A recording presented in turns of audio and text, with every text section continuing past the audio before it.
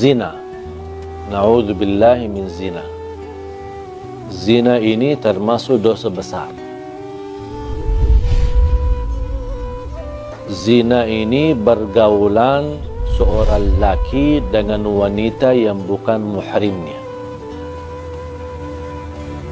Lebih besar lagi kalau wanita ini muhrimnya. Na'udzubillah min dzalik. Wanita ada hubungan keluarga maupun tidak ada hubungan keluarga belum dihalalkan melalui akad nikah, ijab kabul, berarti hubungan mereka itu zina. Allah Subhanahu wa taala ketika di dalam Al-Quran melarang zina ini, Allah tidak berfirman jangan berzina, tetapi Allah berfirman wala taqrabuz zina, jangan mendekati zina. Karena orang berzina tidak akan mungkin begitu saja langsung jatuh kepada zina. Pasti ada proses awal yang membuat hati kita cenderung kepada zina. Pandangan mata, telinga mendengar, lidah berbicara. Sekarang berbicara lidah kita diwakili oleh WhatsApp. Chat bersama seorang wanita, mungkin ketemu di sosial media, boleh enggak kenalan? Boleh. Ya di situ mulai langkah awal daripada zina. Kalimat, satu kalimat, ini balas, ini kirim, ini balas. Sebentar lagi ada gambar, sebentar lagi ada love, ada sebentar ini ucapan, saya tidak bisa tidur, merindukanmu, kangen samamu. Disitulah. Ini langkah-langkah seperti ini mungkin dianggap remeh, kecil, cuman buang waktu, cuman chat, saya tidak ada niat apa-apa. Di situ yang dilarang oleh Allah, jangan mendekati zina. Nadratun fabtisamatun famaw'idun faliqa'un fazina. Ini prosesnya. Nadratun, pandangan, senyum. Ya pas habis pandangan apa? Senyum kan? Kalau sama-sama suka pasti senyum. Kalau tidak suka, tak mungkin diperhatikan. Tapi ini yang bahaya di sini. Wal ainu tazni wa zinaha an-nadhar. Sebagaimana bersabda Rasulullah, pandangan mata berzina. Mata berzina, dan zinanya mata adalah mempandangi sesuatu yang haram. Nadratun fabtisamatun. Langkah awal melihat, pandangannya menarik, tertarik, bahkan ada yang sampai melihat terus ikutin, cantiknya luar biasa. Di situ sudah mulai bahaya. Habis nadratun, muncul langkah yang kedua. Kalau sudah suka gara-gara pandangan, pasti akan senyum, pasti akan senyum. Fabtisamatun. Habis senyum, mulai berbicara. Ya. Boleh enggak kenalan? Ini nomor saya, nama saya, nama kamu kerja di mana? Nah, mulai ngobrol. Awalnya umum, sedikit demi sedikit. Kalau sudah akraban, baru kita. Awalnya katanya ta'aruf. Ini sekarang istilah yang beredar di kalangan akhwat atau kalangan wanita yang salihah, katanya ta'aruf. Ya sama, ta'aruf dan pacaran sama. Habis sudah setelah senyum dan berbicara panjang lebar, mulai ada janji. Boleh enggak kita makan di luar? Mulai ada janji. Ayo kita jalan-jalan ke pantai malam minggu, kita ke mall, kemana, ada janji. Habis janji, faliqa, pertemuan. Kalau sudah bertemuan, pasti akan na'udzubillah. Kalau bukan dilindungi oleh Allah, sudah lemah hawa nafsu, lemah iman, syahwatnya sudah tinggi, dengan proses langkah-langkah yang begitu banyak, ujung-ujungnya habis bertemuan, pasti diajak untuk bersama-sama malam hari atau tiduran bareng. Disitulah awal-awalnya dipermudahkan, dianggap remeh, dianggap enteng, biasa aja. tapi ujungnya jatuh kepada zina. Ketika sudah terlanjur berzina, baru mereka dua-duanya sadar dan mereka tidak mau tanggung jawab dan saling meninggalkan. Apalagi kalau terjadi kehamilan, langsung mereka melarikan diri dan tidak ada yang mau tanggung jawab. Hei wanita, jagalah kehormatanmu, karena kemuliaanmu di sisi Allah tergantung menjaga kehormatanmu. Wahai laki-laki, bertakwalah kepada Allah Subhanahu wa taala. Jangan mempengaruhi wanita untuk jatuh cinta, tapi Anda tidak serius terhadap cintaan itu untuk dijaganya dan untuk dipelihara dan untuk dijadikan mendapatkan ridha Allah Subhanahu wa taala. Mudah-mudahan kita semua dilindungi oleh Allah dari perbuatan zina, dari langkah-langkah awalnya sampai ke ujungnya jatuh kepada zina. Semoga kita dijegah diri kita dari perbuatan dosa besar zina. Semua orang dapat diampuni oleh Allah dosanya. Apapun dosa kita, dosa zina, dosa riba, dosa sihir, sering bolak-balik ke tukang dukun, semua apapun perilaku kita, dengan syarat taubat. Kalau taubat pasti diampuni Allah Subhanahu wa taala. Tapi ada satu orang yang tidak akan diampuni oleh Allah Subhanahu wa taala.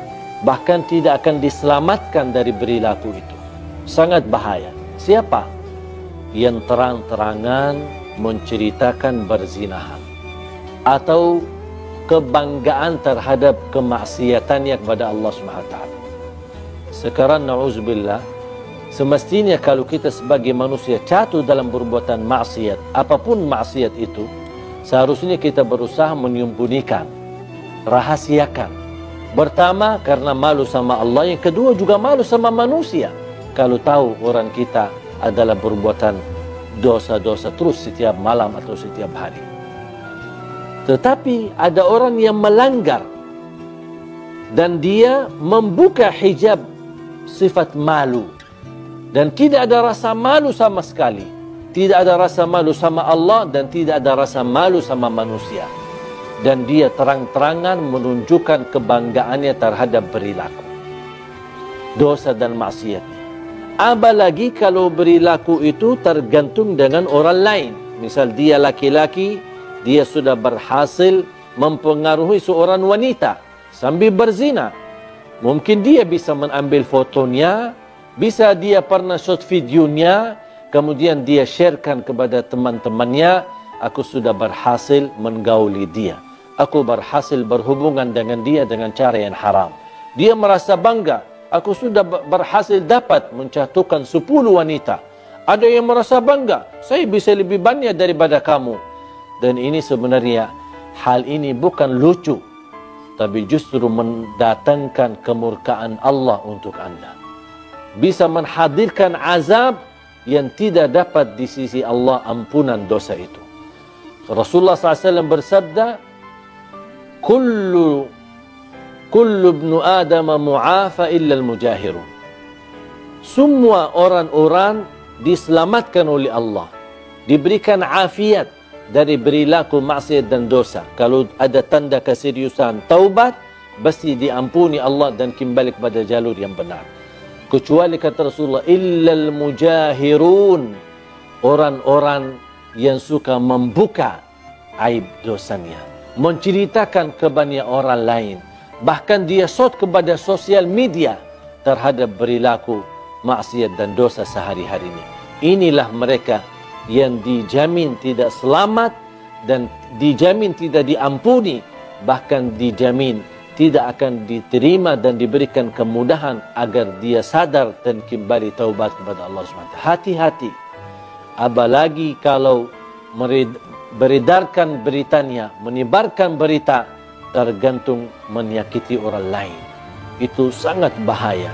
Dan sebagaimana kita berusaha membuka aib orang lain, ingat akan Allah Subhanahu wa ta'ala buka aib diri kita walaupun kita sembunyi di dalam akhiri rumah hayat kami kita dengan sendiri. husnul khatimah.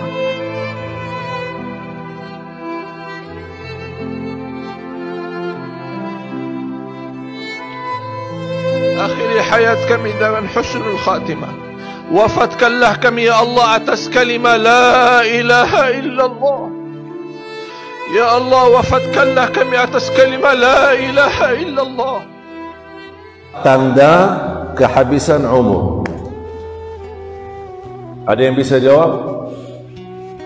Memang kita tahu kapan habis umur kita ya? Saya kasih tanda. Kalau terjadi hal itu berarti habis umur. Dan Allah ikatkan dua, tidak bisa diperpisahkan. Kalau habis rezeki, habis umur. Kalau masih ada rezeki, masih ada umur. Berarti selama punya umur, jangan takut rezeki, sudah dijamin. Ada seorang bapa sakit di rumah sakit. Lama cerita itu kejadian. Sakit parah, saking parahnya sakit, pingsan, koma 3 hari. Habis 3 hari, tiba-tiba bangun. Bangun, qadarullah bangun. Bahkan bangun sehat. Sambil doktornya pun heran, keluarga, kok ada apa? Sambil mereka senang, bahagia. Ayah kami sehat. Sehat malah duduk. Biasa-biasa aja. Pak sakit? Enggak. Malah dia pingin bawain nasi padang katanya. Minta nasi padang. Dibawain nasi padang. Habis dia makan, bismillah, sudah cuci tangan, aman. Anak mau istirahat, tidur, mati, meninggal dunia. Allah bangkitkan dari koma karena rezekinya belum selesai. Makanya malaikatul maut masih bertahan, dah boleh cabut nyawanya dulu. Karena masih ada nasi padang belum makan. Begitu dia makan, kata Allah sama malaikatul maut, sekarang cabut nyawanya. Sudah habis rezekinya. Lan tamuta nafsun. Apa kata Rasulullah? Lan tamuta nafsun. Lan, tidak akan. Lan tamuta nafsun hatta tastawfi rizqaha wa ajalaha. Tidak akan jiwa pun boleh mati sebelum diselesaikan oleh Allah rizkinya dan ajal. Berarti rizki sama ajal tidak dipisahkan. Habis rizki, habis ajal. Masih ada rizki, masih ada umur. Makanya jangan stres soal rizki. Selama masih punya umur, dijamin rizki. Terus lanjut. Sungguh pada kata yang demikian terdapat tanda-tanda besar Allah bagi kaum yang berpikir. Yang menarik ujung ayat itu, surat Az-Zumar ayat 42, yang menarik di ujungnya kalimat yatafakkarun. Bukan inna fi dzalika laayatin liqaumin yu'minun, liqaumin yattaqun, liqaumin ya'lamun. Tidak ada yatafakkarun. Kalimat ini yang paling pas untuk diakhiri ayatnya. Semua ayat Al-Quran tidak sembarangan terpilih kalimatnya. Yattaqun berbeda maknanya, ya'lamun berbeda lagi, yu'minun berbeda. Betul-betul ujung ayat sama dengan isi dari awal ayat. Makanya Allah Subhanahu wa taala mengakhiri ayat itu, inna fi dzalika laayatin liqaumin yatafakkarun. Sesungguhnya kejadian setiap malam itu tanda kebesaran kami bagi kaum yang berfikir. Pertanyaan saya, pernah enggak kita berfikir setiap malam mati? Pernah kita berfikir tidak? Angkat tangan. Bu, angkat tangan. Angkat tangan semua. Semua. Angkat tangan, Bu. Taruh di atas kepala. Cuba mohon periksa, ada otak tidak? Ya, jangan-jangan selama ini karena tidak pernah berfikir, jangan-jangan tidak ada otak. Karena otak tambat berfikir. Ada enggak otak? Ada, yakin? Saya kalau boleh usulkan, selepas acara ini ke rumah sakit dulu, ketemu Mbak Dok, sampaikan. Pasti doktornya tanya, keluhannya apa? Alhamdulillah Pak Dok, tidak ada keluhan. Saya datang beriksa kepala saya, mau tahu ada otak atau tidak. Allah berikan nikmat otak untuk difikirkan, berfikir. Dan menurut saya kejadian setiap malam itu fantas difikirkan.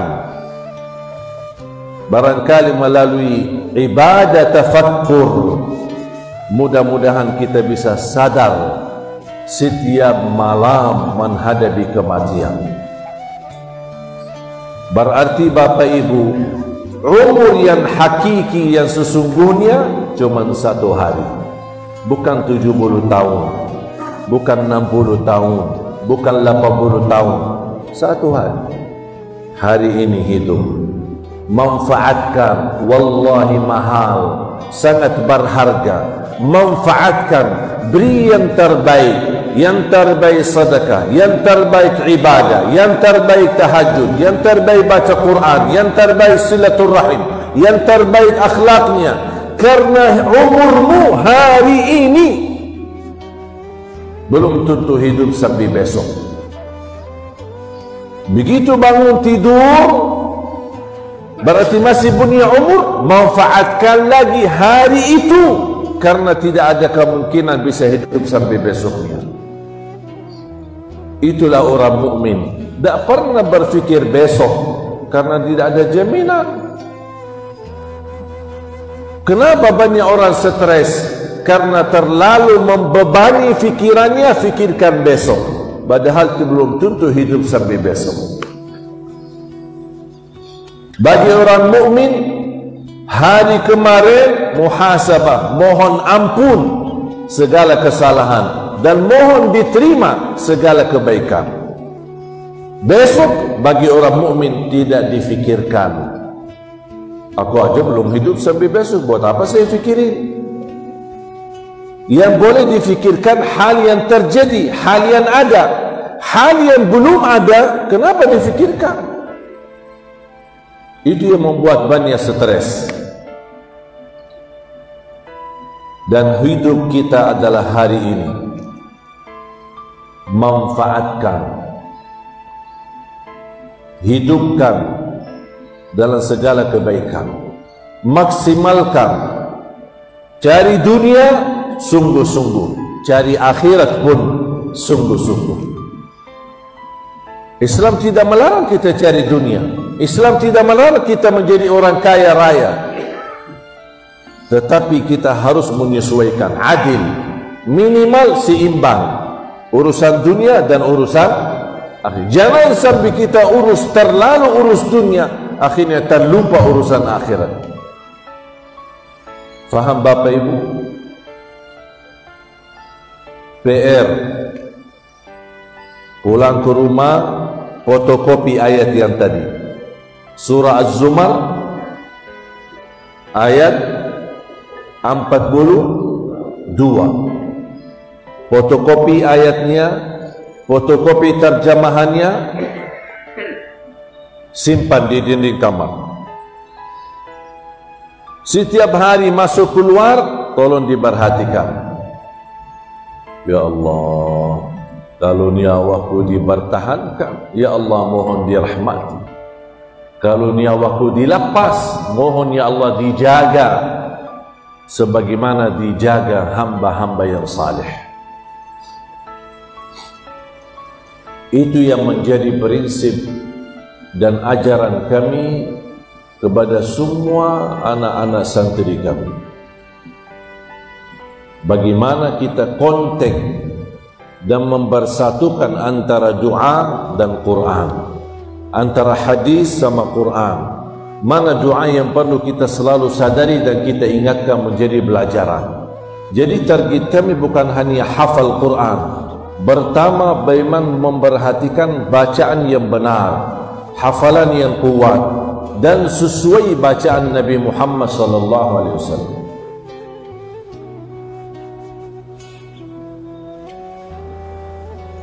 Tidak pernah kami memperhatikan atau terpengaruhi dengan suara yang indah. Suara indah itu bagus, tapi tahap jauh, tahap yang lebih utama, huruf, bacaan, ucapan itu lebih diutamakan. Membaca Al-Quran dengan benar, dengan baik itu wajib. Menghafal Al-Quran tidak wajib.